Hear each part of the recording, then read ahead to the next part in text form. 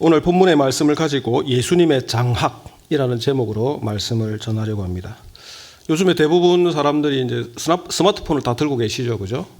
스마트폰이 예전에는 그냥 전화라고 그러면 전화만 할 수 있었는데 지금은 스마트폰을 가지고 뭐 문서 작성도 할 수 있고 동영상도 볼 수 있고 그야말로 못하는 것이 없는 정말 스마트 똑똑한 폰입니다. 기계입니다. 얼마 전에 여러분 그 뉴스를 보셔서 아시겠지만 삼성이라는 회사가 새로운 그 스마트폰 갤럭시 24입니까? 24를 이제 언팩 행사를 하면서 이제는 그 폰 안에다가 그 인공지능을 심어서 그것만 들고 다니면 세계 어느 곳에 가도 뭐 어느 곳은 아니겠죠. 13개 국가에 가서 말을 하면 자동으로 이제 번역을 할 수 있도록 그렇게 만들었기 때문에 이제는 이제 영어를 배울 필요도 없고 독어, 프랑스 배울 필요 없이 그것만 들고 가면 여행할 수 있다. 이제 그렇게 이렇게 광고를 하고 있습니다. 거기뿐 아니라 지금은 이제 폴더블 폰 해가지고 그죠? 접을 수 있는 폰이 나와서 접으면 작은데 펴면 커지는 그런 폰도 나오고 있습니다. 언젠가 제가 한 애널리스트가 적은 글을 보았습니다. 삼성이 왜 폴더블 폰을 생산할 수밖에 없는가라는 것에 대해서 이유를 설명했습니다. 매우 설득력이 있었습니다. 그 이유가 뭐냐 그러면 지금 삼성이 따지고 보면 세계 스마트폰계의 1등인데 뒤에 막 쫓기고 있죠. 중국의 샤오미라는 기업에 쫓기고 있습니다. 그런데 샤오미 폰하고 삼성 폰하고 비교를 해보면 성능은 비슷한데 샤오미는 그 물량 공세를 가지고 아주 저렴하게 팔고 있습니다. 그래서 그 퀄리티를 따지는 사람은 삼성 폰을 쓰겠지만은 그렇지 못한 대부분의 사람들은 그냥 같은 기능이면 뭐 싼 거 쓰지 하면서 샤오미 폰을 쓴다는 겁니다. 그래서 중국 기업이 뒤쫓아오고 있습니다. 또 다른 경쟁 그 기업이 하나 있는데 미국의 애플입니다. 애플은 기술력도 좋고 스마트폰도 잘 만드는데 거기다가 이 애플이라는 그 스마트폰의 생태계가 잘 조성이 되어 있습니다. 그래서 한번 그걸 쓰기 시작하면 그것을 벗어나지 못한다고 합니다. 왜냐하면 자기의 자료나 자기가 갖고 있는 모든 데이터가 거기 다 들어가 있고 폰이든 패드 다 연결되어 있기 때문에 한번 들어가면 빠져나오지를 못한답니다. 더 중요한 것은 젊은 친구들이 삼성폰보다는 애플폰을 좋아한다고 합니다. 그렇기 때문에 이런 입장에 있는 삼성으로서는 돌파구가 필요하다. 돌파구가 필요하기 때문에 다른 기업이 아직 가지 않은 그것들을 선도해서 할 수밖에 없다. 그렇게 이야기를 합니다. 실제로 폴더블 폰 그 초창기 때 지나면서 2022년도에 그 폴더블 폰의 점유율을 보니까 2022년도에 82%였습니다. 삼성이 82%를 차지하고 있었습니다. 왜냐하면 거의 만드는 기업이 없이 삼성만 만들었기 때문입니다. 그런데 샤오미가 중국 기업들이 그것을 만들기 시작한 이후로부터 2023년도에 보니까 점유율이 42%로 떨어졌습니다. 거의 절반으로 떨어졌죠. 그죠? 그러니 뒤에서 막 쫓아오고 있는 겁니다. 어떻게 보면 애플이 또 만들기 시작하면 아마 점유율은 더 떨어질 수 있습니다. 그렇기 때문에 삼성은 늘 새로운 길을 탐색해서 개척하는 선구자 역할을 할 수밖에 없다라고 하는 것이 그 애널리스트의 주장이었습니다. 여러분 삼성뿐 아니라 각 기업에 종사하는 모든 대부분의 사람들이 같은 기업의 그 동종의 업계의 사람들을 보면서 경쟁 의식을 가지고 열심히 하지 않습니까? 그래서 기업에서 항상 강조하는 것은 뭘까요? 혁신입니다. 혁신. 요즘 들어서 부쩍 혁신이라는 말을 많이 하죠. 혁신이라는 그 단어의 뜻을 찾아보니까 이렇게 해놨습니다. 묵은 풍속, 관습, 조직, 방법 따위를 완전히 바꾸어서 새롭게 함. 이게 혁신입니다. 지금과 같은 경쟁 시대에 혁신이 없으면 기업은 뒤처질 수밖에 없고 뒤처지는 것뿐 아니라 아예 폐업을 할 수 있기 때문에 혁신이 없으면 살아갈 수가 없다. 그렇게 이야기를 합니다. 학교도 마찬가지죠. 고신대도 마찬가지입니다. 요즘은 일단 그 경쟁력 시설이나 이런 걸 떠나서 학령 인구가 감소하기 때문에 고신대만 어려운 것이 아니라 한강 이남의 모든 학교들이 다 어려움을 겪고 있습니다. 대학교뿐 아니죠. 초, 중, 고등학교 학생들이 없으니까 정말로 힘든 상황에 있습니다. 혁신적인 아이디어를 가지고 학교를 경영하지 않으면 도태될 수밖에 없는 상황에 있는 것입니다. 여러분 교회는 어떻습니까? 교회도 마찬가지입니다. 교회도 혁신이 있어야 합니다. 조금 전에 제가 혁신이라는 단어의 뜻을 말씀드렸죠. 묵은 풍습, 관습, 조직, 방법 따위를 완전히 바꾸어서 새롭게 하는 것입니다. 교회도 마찬가지로 복음의 진리는 변하지 않아야 되겠지만은 이 시대를 품고 이 시대를 살아가는 사람들을 품을 수 있는 그런 조직을 만들고 관습을 만들고 방법들을 계속해서 만들어 가야 하는 것입니다. 오늘 장학 헌신 예배라고 해서 제가 제목을 예수님의 장학이라고 했는데, 여러분 장학이라는 말의 한자의 뜻이 뭔지 아십니까? 배움을 장려하는 일, 이게 장학이라는 뜻입니다. 그러니 예수님의 장학이라는 말은 예수님의 배움을 장려하는 일, 그 의미입니다. 제가 오늘 이 제목을 이렇게 설정한 이유는 예수님께서 성경을 잘 보시면 아시겠지만은 항상 배움을 장려하신 분이기 때문입니다. 오늘 본문 사도행전 1장 1절부터 5절까지 제가 택했는데 일반적으로는 뭐 성령을 정인 이런 것을 강조하는데, 제가 오늘은 예수님께서 제자들을 놓고 어떻게 배움을 장려하셨는지를 그에 초점을 맞추어서 오늘 본문 가지고 한번 말씀을 전해 보려고 합니다.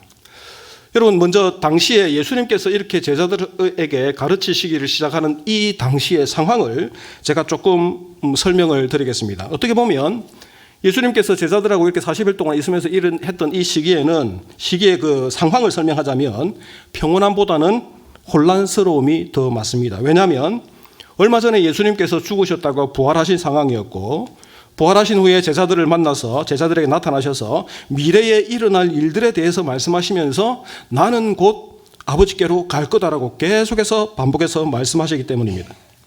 예수님을 대적했던 무리들은 여전히 예수님뿐 아니라 그의 제자들을 대적하고 있고 예수님의 부활을 부정하고 있는 상황입니다. 예수님을 따르는 자들을 조롱하고 비방하고 있는 상황입니다. 유대주의 내에서 유대주의와 또 다른 교회라는 그룹이 생겨나는, 어떻게 보면 과도기적 상황이라고 할 수 있는 것입니다. 급변하는 그런 상황에 놓여 있는 것입니다.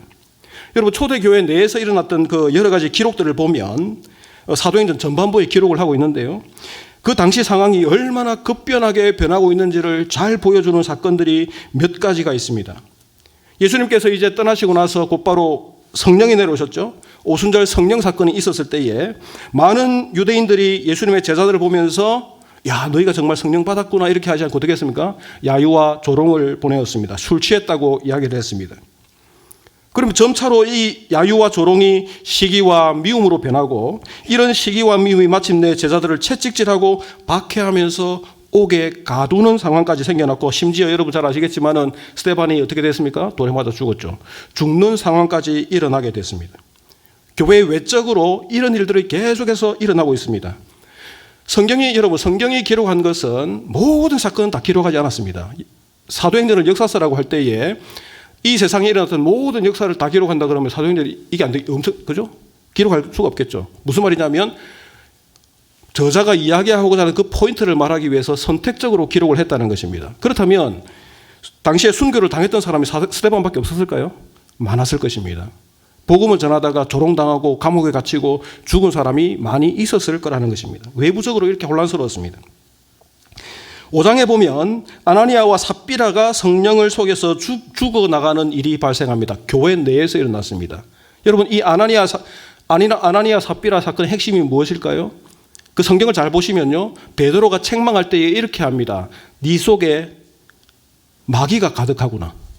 제가 표현이 정확한지 모르겠는데 사탄이 가득하구나 그렇게 이야기합니다. 그런데 원래 사도들이 그 속에 뭐가 충만해서 이렇게 방언을 하고 이야기를 하죠? 성령 충만합니다. 베드로가 지적한 것은 모든 사람들이 성령 충만해서 막 자연스럽게 이렇게 하나님 나라를 구현하고 있는데 왜 너는 인체하느냐 그 말입니다. 악한 사탄이 가득하면서 왜 성령 충만한 것처럼 하고 있느냐 그 말입니다. 그러니 교회 내부에서 그런 일들이 일어났다는 거죠. 6장에 보면 교회 내에서 헬라파 유대인 과부들이 차별당하는 일을 기록하고 있습니다. 믿는 자들이 갑자기 기하급수적으로 수천 명씩 팍팍팍 늘어나니까 일반적으로는 구제가 잘 되었음에도 불구하고 사람이 많아지고 일손이 딸리니까 어떻게 됩니까? 이 유대파 헬라인들이 과부들이 차별을 당하게 된 것입니다. 그냥 한마디로 말해서 교회 내에서 어떻게 보면 은혜가 충만한 것 같았는데 그럼에도 불구하고 한편에 보니까 차별적인 내용들이 일어나더란 말입니다. 그러니 분쟁이 있었겠죠. 물론 이제 나중에 해결됐습니다만은 사도행전 15장에 가보시면 유대인과 이방인 사이에 할례와 율법의 문제 때문에 논쟁이 벌어집니다. 안디옥에서 먼저 논쟁이 일어났는데 그 논쟁을 가지고 막 하다가 마지막에 그러면 예루살렘에 가서 사도들과 장로들에게 한번 물어보자 해서 모인 것이 사도행전 15장에 나타난 예루살렘 공의회라고 합니다. 대표들이 모여서 뭘 했겠습니까? 신학적인 논쟁을 한 거죠. 오늘날 말하자면 신학적 이슈가 교회 내에서 분란이 일어났다는 거예요. 그러나 그것도 잘 해결됐습니다. 자, 어쨌든 간에 이런 사건들을 쭉 보면 이 시기는 정말로 상황이 급변하는, 정말로 이렇게 혼란스럽고 아직 정착되지 않은, 기독교가 정착되지 않은 이런 혼란스러운 시기였다는 것이죠. 제자들이 당시 상황을 어느 정도 이해는 했겠습니다만은 온전히 이해하지 못했기 때문에 많이 혼란스러웠을 것입니다. 무엇보다도 3년 동안 그들을 이끌어 주시고 가르치셨던 선생님이신 예수님께서 떠나신다고 하니까, 예수님이 떠나시면 누가 리더가 되어야 됩니까? 본인들이 리더가 되어야 되잖아요. 교회, 그죠? 리더가 되어야 되니까 얼마나 두렵고 무서웠겠습니까? 여러분, 이런 급변하는 상황, 과도기적 이 상황에서 예수님께서 하신 일이 무엇일까요? 오늘의 설교 제목, 예수님의 장학 사업입니다. 예수님께서 장학 사업을 하신 것입니다. 제자들에게 배움을 장려하면서 새로운 시대를 어떻게 섬길 것인가를 가르쳐 주고 계십니다. 예수님이 승천하시기 전에 한 3가지 정도를 말씀하시는데, 여러분 일반적으로는 보통 목사님들은 이 본문을 가지고 성령만 강조하는데 성령도 강조해야 되지만은 더 강조해야 될 것이 2개가 있습니다. 그래서 저는 3가지를 말씀드릴까 합니다. 첫째, 예수님은 40일 동안 제자들과 함께 하시면서 자신이 고난을 받으신 후에 부활하신 것을 여러 가지 증거들을 들어가면서 가르쳐 주셨다, 그렇게 이야기를 합니다. 예수님은 왜 제자들과 40일간 함께하는 동안에 자신을 보이시면서 자신의 죽음과 부활의 사실을 알게 했을까요? 여러분 사도행전의 저자가 누구죠? 사도행전을 누가 지었죠? 누가가 지었죠. 그러면 누가가 기록한 또 다른 성경이 있죠? 누가복음이죠. 그래서 일반적으로는 누가가 기록한 책 중에서 누가복음을 볼륨 1, 사도행전은 볼륨 2 이렇게 해서 누가행전 이렇게 부르기도 합니다. 누가복음 24장 36절 48절에 보면 예수님께서 왜 40일 동안 그들과 함께하면서 자신이 부활하신 것들을 가르치셨는지 그 이유를 밝혀주고 있는데 같이 한번 읽어보도록 하겠습니다. 36절. 자, 제가 시작하겠습니다. 너무 잘 읽으시네요.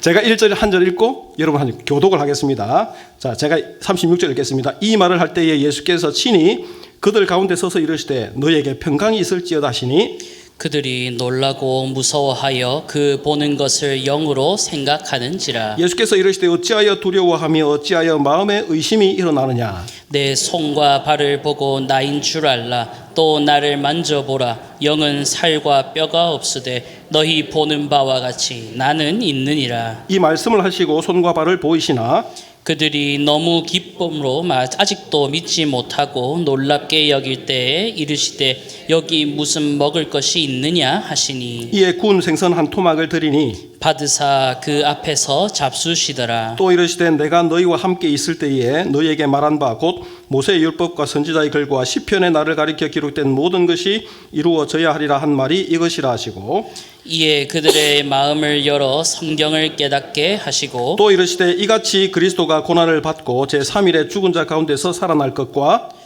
또 그의 이름으로 죄 사함을 받게 하는 회개가 예루살렘에서 시작하여 모든 족속에게 전파될 것이 다 함께 읽겠습니다. 너희는 이 모든 일의 증인이라. 아멘.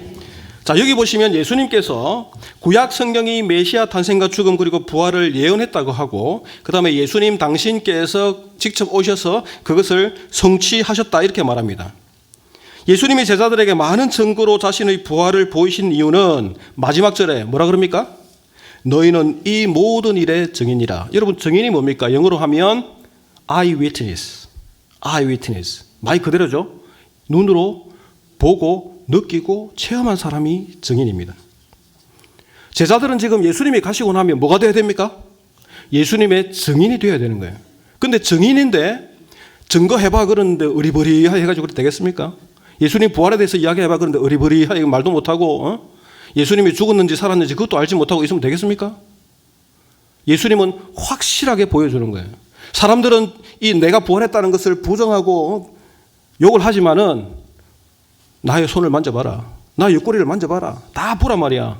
나는 정말로 뭐 했다고요? 부활했다라는 것을 보여주면서 제자들이 증인의 역할을 잘 감당할 수 있도록 지금 가르쳐 주고 있는 것입니다. 여러분, 우리가 복음의 핵심에 대해서 이야기하지만은 여러 가지로 이야기할 수 있지만은 그 중에 하나는 복음의 핵심은 바로 부활하신 예수님입니다.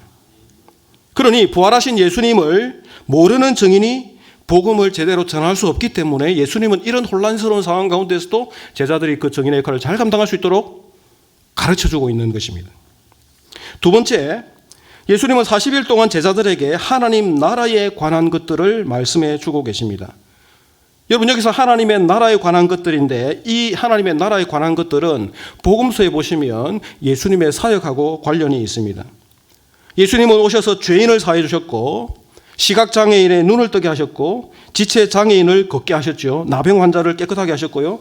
청각장애인이 들을 수 있도록 하시고 귀신 들린 자를 자유롭게 하셨습니다. 심지어 죽은 자를 살려주셨습니다. 여러분, 예수님께서 이런 사역을 하신 이유가 뭘까요? 와, 능력 있다. 와, 대단하다. 그거 보여주려고 했겠어요? 뭘까요, 여러분? 우리 오늘 장학금 받는 친구 중에 똑똑한 친구들, 예수님이 보여준 이 의미가 뭘까요? 예? 학생들 대답 안 하면 우리 장로님 시킨다. 빨리 대답해야 돼. 예수님께서 이 모든 보여주신 것은 뭐냐 그러면 하나님 나라가 임한 것을 보여주는 거예요. 하나님 나라가 이 땅에 임하면 죽은 자가 살아나고 병든 자가 걷게 되고 저는 자가 걷게 되고 병든 자가 나음을 입고 이 모든 것들이 하나님 나라가 임했다는 것을 보여주는 예수님의 사역들을 통해서 하나님의 나라의 것들을 그 사역에서 보여주신 겁니다. 여러분, 계시록을 보시면요 이렇게 이야기합니다. 하나님의 나라가 임할 때 하나님께서 그 백성의 눈에서 모든 눈물을 씻어주시되 다시는 죽음도 없고 슬픔도 없고 우는 것도 아픔도 없게 하실 것이라. 뭐 하면요? 하나님의 나라가 임하면 이렇게 된다는 거예요. 그러니 예수님께서 하신 그 사역은 단순하게 능력이 있음을 보여주는 것이 아니라 하나님의 나라가 임했다는 그 증거들을 그 사역을 통해서 계속해서 보여주고 있는 것입니다. 그러니 예수님이 떠나고 난 이후에 예수님의 증인 사역을 담당해야 될 이 제자들은 하나님의 나라를 뭐 해야 될까요? 배우고 경험을 해야 하는 것입니다. 그래서 예수님과 함께 40일 동안 머물면서 하나님의 나라에 관한 것들을 다 배웠던 것입니다. 여러분, 사도행전을 쭉 읽어보시면요 제자들이 제일 처음 이적을 행한 게 뭐죠? 성전 올라갈 때 안전뱅이가 좀 도와주세요, 돈 좀 주세요 했을 때 뭡니까? 은과 금은 내게 없거니요 하면서 다 일어나자는 거죠. 그런데 여러분 한번 생각해 보십시오. 베드로와 이 안드레 맞습니까? 이 상황을 몰랐다면 그렇게 말할 수 있었을까요? 저는 그렇게 생각 안 해요. 이미 예수님으로부터 다 들어서 다 배웠어요. 너희가 성령이 임하면 능력을 받고 너희가 이런 일을 일어날 거고 이렇게 할 수 있을 거고 다 하니까 자연스럽게 나 돈 없어 그러나 다른 거 줄게 예수 그리스도 이름으로 일어나라 그렇게 하잖아요. 그렇지 않습니까? 다 배웠기 때문에. 세 번째로 예수님은 제자들에게 예루살렘에 모여 성령의 오심을 기다리라고 말씀하십니다. 너희가 기다리면 성령이 올 거고 성령이 와서 너희가 능력을 받으면 증인의 사역을 할 수 있을 거다라고 가르쳐 주고 있습니다. 성령이 모인 모든 사람에게 임한 것은 마지막 날에 있을 구원과 심판을 상징합니다. 예수님을 믿는 자는 하나님의 영을 받고 구원에 이르지만은 그렇지 못한 자는 어떻게 되겠습니까? 심판을 받고 지옥으로 가게 되는 것입니다. 성령을 받고 하나님을 경험한 자는 하나님의 뜻을 따라 살고 땅 끝까지 하나님의 복음을 전할 수 있는 능력을 가지게 되는 것입니다. 그러니 예수님과 하나님의 나라를 경험한 증인들을 통해서 하나님의 나라는 계속해서 확장되어지는 것입니다. 여러분, 초대교회의 교회의 특징을 가장 잘 묘사하는 구절 중에 여러 개가 있지만 그 중에 사도행전 2장 43절 47절까지 한번 같이 읽어보겠습니다. 이것도 우리가 잘 아는 말씀입니다만은 역시 교독을 하도록 하겠습니다. 43절 사람마다 두려워하는데 사도들로 말미암아 기사와 표적이 많이 나타나니 믿는 사람이 다 함께 있어 모든 물건을 서로 통용하고 또 재산과 소유를 팔아 각 사람의 필요를 따라 나눠주며 날마다 마음을 같이하여 성전에 모이기를 힘쓰고 집에서 떡을 떼며 기쁨과 순전한 마음으로 음식을 먹고 함께 읽겠습니다. 하나님을 찬미하며 또 온 백성에게 칭송을 받으니 주께서 구원받는 사람을 날마다 더하게 하십니다. 아멘. 자, 아까 제가 말씀드렸죠. 예수님의 부활했다는 그 사실을 제자들에게 이야기했고, 그 다음에 하나님의 나라의 일들을 이야기해줬고, 그 다음에 마지막 뭡니까? 성령이 임하면 너희가 능력을 받아서 그 정의 사역을 잘 할 거다 이야기했죠. 그런데 예수님 실제로 가셨습니다. 오순절 사건이 일어났습니다. 그 다음에 교회에서 계속 일어나고 있는 일들이 뭡니까? 오늘 읽었던 이 사실이 계속 일어나고 있는 거예요. 무슨 말입니까? 이 제자들이 증인의 사역을 잘 감당했고, 예수님께서 가르쳐준 그대로 그 증인의 사역을 잘 감당했고, 그러니 그 배웠던 사람들이, 여러분 그 초대교회 한번 보십시오. 제자들이 모여서 떡을 떼며 나눠 먹고 했지만 항상 뭐가 있습니까? 말씀을 배웠습니다. 제자들이 뭘 가르쳐 줬을까요? 뭘 가르쳐 줬을까요? 다시 우리 장학생들 뭘 가르쳐 줬을까요? 세 가지 이야기했잖아, 내가 세 가지. 뭡니까? 예수 그리스도의 부활하심, 복음의 핵심과 하나님의 나라와 성령에 대해서 가르친 거예요. 다른 것도 가르쳤겠지만 그것들을 가르치니까 여러분 이제 들어서 알고 성령을 경험하니까 이 사람들이 자발적으로 자기의 것을 나누어 주는 거예요. 하나님의 나라가 임한 것을 그 삶 속에서 증거를 한다는 것이에요. 그러니 그 증거 사역이 단순하게 사도들에게만 머물러 있지 않고 그것이 흘러가서 또 온 성도들에게 나타나고, 여러분 사도행전 제일 마지막에 28장에 가보십시오. 사도 바울이 감옥에서 일을 하고 있는데 제일 마지막에 나타나는, 제가 설교에는 없지만 제가 하나 읽어드리겠습니다. 28장에 보시면 제일 마지막에 나타나는 단어가 표현이 있는데 그것이 뭐냐 그러면 예수 그리스도의 부활과 하나님의 나라입니다. 자, 이거는 제가 읽어드리겠습니다. 제가 준비하라고 말씀을 안 드렸는데 28장 30절에 보면 바울이 온 이태를 자기의 셋집에 머물면서 자기에게 오는 사람을 다 영접하고 하나님의 나라를 전파하며 주 예수 그리스도에 관한 모든 것들을 담대하게 거침없이 가르치더라. 그죠? 사도 바울도 그들과 똑같이 증인 사역을 하고 있고 그 증인 사역을 통해서 하나님의 나라가 거침없이 계속해서 뻗어나가고 있다는 것을 보여주고 있는 것입니다. 자, 그러니 여러분 이 과도기적 시절에 예수님께서 뭘 하셨다고요? 장학 사업을 하셨는데 너무 잘하셨죠? 그죠? 장학 사업을 하셔서 잘 가르쳐 주시고 그 가르친 것들을 통해서 제자들이 쫙 증인 사역을 감당하고 있는 것입니다. 자, 그렇다면 여러분 이제 약간 적용하는 의미에서 그러면 우리의 장학 사업, 단순하게 삼영도 교회뿐 아니라 우리 이 땅에 남아있는 우리 교회들이 해야 할 장학 사업이 뭘까요? 한 세 가지 정도만 적용하는 의미에서 말씀을 드릴까 합니다. 첫 번째로는 복음과 하나님의 나라와 성령에 대해 가르쳐서 하나님 나라를 살아낼 수 있도록 격려해야 합니다. 여러분 잘 이해하셔야 돼요. 하나님 나라를 살아낼 수 있도록. 단순하게 그냥 머리로만 알 것이 아니라 그 복음, 예수 그리스도의 부활과 하나님의 나라와 그 성령이 우리 삶 속에서 나타날 수 있도록, 장학 사업을 할 때마다 그것이 나타날 수 있도록 우리는 계속해서 해야 하는 것입니다. 앞서 살펴보았듯이 예수님은 급변하는 과도기적 시기에 제자들이 증인의 사역을 잘 감당할 수 있도록 하기 위해서 미리 하나님의 나라와 예수님과 성령의 능력이 어떠한지를 잘 가르쳐 주셨습니다. 많은 이들이 교회의 위기론을 이야기하고 있습니다. 여러분, 교인들이 떠나가고 아이들은 태어나지 않고 있습니다. 그래서 교회의 자리가 점점 더 비어져 가고 있습니다. 정말 우리가 이전에는 상상하지도 못했던 그런 일들이 급변하게 일어나고 있습니다. 제3영도 교회는 교회에서 자라나는 학생과 성도가 이 급변하는 시대에 잘 맞설 수 있도록 장학 사업을 해야 하는 것입니다. 배움을 장려하고 준비시켜 주어야 하는 것입니다. 예수께서 제자들을 증인으로 준비시킨 것처럼 그리스도의 복음과 하나님의 나라와 성령의 능력을 가르쳐서 이 학생들 그리고 배움에 있는 자들을 무장시켜 주어야 합니다. 그래서 그것들을 경험하게 함으로써 실제적으로 살아낼 수 있도록 해야 됩니다. 그러면 우리 자녀들이 이 장학사업의 혜택을 받는 자들이 살아낼 수 있도록 하려면 우리 기성세대 사람들은 어떻게 되겠습니까? 어떻게 되겠습니까? 먼저 우리가 살아야죠. 우리가 예수님을 경험하고 하나님의 나라를 경험해서 우리 교회 속에 이 삼영도교회 내에서 하나님의 나라를 살아내는 그런 모습들이 있을 때 자연스럽게 우리 후손들이, 우리 후배들이 그것들을 배우고 자라나게 되는 것입니다. 어떤 분들 이제 여러분 지금 100세 시대 아닙니까? 100세 시대입니다. 그러니 어떻게 보면 장학사업의 혜택을 받는 사람들은 그냥 어린 아이들만이 아닙니다. 100세 시대에 있어서 50세, 60세는 별 어린 사람들입니다. 그렇지 않습니까? 100세에 죽는다 그러면 50대, 60대가 이제 절반까지밖에 안 갔는데 어떻게 나이 많은 사람 되겠습니까? 그러니 이 장학사업이라는 것은 단순하게 어린 아이들에게만 미치는 것이 아니라 모든 성도에게 60세, 70세, 80세 될 때까지 계속해서 배움을 장려하고 격려하고 그렇게 살아갈 수 있도록 교회가 격려를 해야 되는 것입니다. 두 번째로는 세상에서 공부 열심히 할 수 있도록 격려를 해야 됩니다. 말씀도 잘 가르쳐야 되겠지만은 학교에서도 공부를 열심히 할 수 있도록 격려하는 것이 필요합니다. 여러분 요즘 학생들을 대화를 해보면 저도 이제 학교에서 대학생들을 만납니다만은 자신이 뭘 좋아하는지 자신의 꿈이 뭔지 뭘 하고 싶어 하는지도 모르는 경우가 많이 있습니다. 어떻게 보면 가정에서도 그러지 않습니까? 맞벌이 부부 하면서 바쁘니까 자녀들을 잘 이렇게 케어하지 못하고 진지하게 대화도 못 해보고 그렇게 하는 경우가 많지 않습니까? 그런 의미에서 어쩌면 제 생각입니다만은 아마 삼령도교회는 잘하고 있으리라 생각합니다. 주일학교에서 학생들의 이런 진로 문제까지 케어를 해줘야 됩니다. 케어해주고 있습니까? 우리 선생님들 해주고 있습니까? 최기석 전사님 하고 있습니까?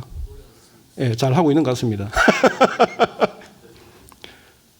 교회가 단순하게 애들 숫자 이게 문제가 아니라 아이들의 부모와 컨택을 해서 자녀들이 어떻게 공부하고 있는지 케어해주고 이 아이가 뭘 좋아하는지 케어해주고 어떻게 진로를 할 건지 교회에서 지도를 해줘야 됩니다. 여러분 생각해보면 어렵겠지만은 또 다른 한편으로 생각해보면 쉽습니다.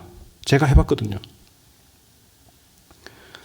뭘 하냐 그러면 제가 가르쳐 드릴게요. 돈은 좀 듭니다만은 해마다 여러분 교회에서 일반적으로 보통 학교에서 하는데 교회에서 아이들 적성검사를 시켜주십시오. 같이 모아놓고 적성검사 시켜주고 성격검사 같이 하고 그렇게 해보면 아이들이 자기가 뭘 좋아하는지 알게 됩니다. 실제로 여러분 아이들이 꿈이 없는 이유는 자기가 뭘 좋아하는지 자기의 재능이 뭔지 몰라서 그렇습니다.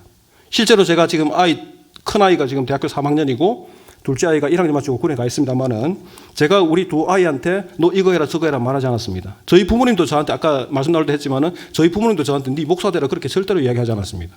그런데 대학 들어가기 몇 년 전부터 제가 볼 때 학교에서 그렇게 한 것 같아요. 제가 뭐 따로 해주지는 않았습니다만은 계속해서 적성 검사를 했어요. 근데 적성 검사를 하면서 제가 그렇게 해서 우리 아들 민혁인데 민혁은 네가 뭐 좋아하는지 네 성향이 어떻게 되는지 그걸 네가 스스로 잘 파악해봐라. 그렇게 하면서 자기가 그러면 저는 생명공학을 하겠습니다. 그렇게 갔습니다. 제가 볼 때 원래는 가정에서 다 해야 되지만은 그러나 가정에서 그렇게 할 여력이 안 되기 때문에 교회에서 그런 것까지 케어를 해주면 여러분 부모들이 좋아할까요? 싫어할까요? 뭘 교회에서 그런 것까지 간섭합니까? 절대 그래 안 합니다. 좋아합니다. 교회에서 우리 아이 이런 것까지 챙겨주네? 너무 좋아합니다. 세 번째로 많이 보고 경험할 수 있도록 격려해야 됩니다. 여러분 공부는 학교에서만 할 수 있는 것이 아닙니다. 좋은 것을 보고 더 넓은 세상을 경험하는 것도 큰 공부가 됩니다. 가능하면요 국내 비전 트립 우리 아이들 많이 보내십시오. 해외 비전 트립 많이 보내십시오. 제가 예전에 있던 교회에서 그 장학위원회에 제가 이제 좀 어떻게 좀 부탁을 받아가지고 그걸 규칙입니까? 규칙을 쭉 살펴보면서 제가 이런 제안을 한 적이 있습니다. 예전에는 그 교회가 좀 컸기 때문에 아이들도 많았기 때문에 한번 그 장학금을 받으려고 그러면 몇 명이 신청을 해가지고 심사를 까다롭게 해가지고 막 떨어지는 사람도 있고 막 그랬거든요. 근데 요즘은 안 그렇더라고요, 그 교회가. 학생들이 없으니까 올해 받은 사람 지원해가지고 또 받고 내년에 받을 또 받고 계속 한 사람이 계속 받는 거예요. 그래서 제가 뭐라 그랬냐면 그 규칙을 가만히 보니까 초등학생, 중학생은 아예 대상에서 제외를 시켜놨어요. 왜 그렇습니까? 의무교육이니까 학비를 안 낸다 이거죠. 그래서 제가 그랬습니다. 이렇게 하지 말고 이거 제한을 없애라. 초등학생도 단순하게 돈을 장학금으로 줄 수 있지만은 또 다른 방편으로 그 아이가 계속 교회에 남아있을 수 있도록 또 다른 방편으로 지원하면 되지 않느냐. 그렇게 지원하면 그 초등학생 부모가 좋아할까요? 싫어할까요? 좋아하죠, 당연히. 그리고 교회 입장에서도 어떻습니까? 여러분 그 주일학교 보십시오. 옛날에도 그랬습니다만은 유치부, 유년부, 초등부 올라가면 올라갈수록 숫자가 늘어납니까? 줄어듭니까? 줄어듭니다. 그러면 교회에서는 제가 혁신을 강조했습니다만 장학위원회에서도 혁신적인 아이디어를 가지고 어떻게 해요? 어떻게 하면 이 성도들이 귀한 헌금으로 한 이 장학금을 가지고 이 초등학생 때까지 케어하면서 계속해서 도울 수 있을까? 어떻게 하면 계속 교회에서 머물면서 재미있게 신앙생활을 할 수 있도록 하게 할까? 고민하면서, 제가 방법 모릅니다, 장로님. 방법 모릅니다. 그러나 고민하면서 이 3영도 교회에 맞는 그런 방법들을 찾아내서 계속 지원하면 훨씬 좋은 장학 사업이 될 거라고 생각합니다. 저의 이야기 하나만 하고 이제 끝내려고 합니다. 제가 아까 말씀드린 저는 딸 1명, 아들 1명이 있습니다. 지금 둘 다 미국에서 유학을 하고 있습니다. 큰 딸은 대학 3학년이고 아들은 1학년 끝내고 지금 군에 있다가 이제 한 2월 말 되면 제대를 할 건데요. 저는 이제 영국에서 10년을 유학했습니다. 유학하고 나서 2016년도에 이제 귀국을 했는데, 여러분 원래 돈이 저는 원래도 돈이 없었지만은 유학하고 나서 들어올 때 돈이 있었겠습니까? 없었겠습니까? 빈털터리겠죠? 집 구할 돈도, 전세, 월세 구할 돈도 없어가지고 저희 어머님 댁에 얹혀 살았습니다. 2022년 6월 달 정도 나왔으니까 거의 한 7년을 넘게 어머님 집에서 삐댄 거죠. 월세도 안 내고 그냥 삐대고 살았습니다. 그런데 얼마나 힘들었겠습니까? 방 3개짜리 31평 아파트에 우리 애들 해가지고 4명하고 어머님이 이렇게 같이 살았으니까, 우리 아이들은 청소년 시기를 보내면서도 같은 방, 조그만 방 안에 같이 있었으니까 얼마나 힘들었겠습니까? 어쩌면 저의 형편을 아시는 분들은 지금이나 그때나, 야, 저 어떻게 저렇게 2명이나 미국 유학을 보냈습니다. 저 미친 거 아이가? 아마 그렇게 생각할 수도 있습니다. 그런데 1, 2년 전에 저희 딸 아이가 심각하게 저에게 이렇게 물었습니다. 아빠, 우리는 왜 집이 없어요? 아빠 유학할 때 돈이 없었지만 기도하면서 이렇게 하면 하나님이 유학할 수 있도록 해주셨다고 했잖아요. 근데 왜 우리에게 집은 안 주세요? 그렇게 딸이 심각하게 질문하는 거예요. 그래서 제가 차근차근하게 딸한테 설명을 했습니다. 현민아, 딸이 현민이거든요. 물론 하나님이 주시고자 한다면 하나님은 당장이라도 주실 수 있다고 생각해요. 그런데 그것은 하나님의 뜻에 달린 거예요. 그리고 지금 아빠 상황이 과거 상황하고 다르잖아.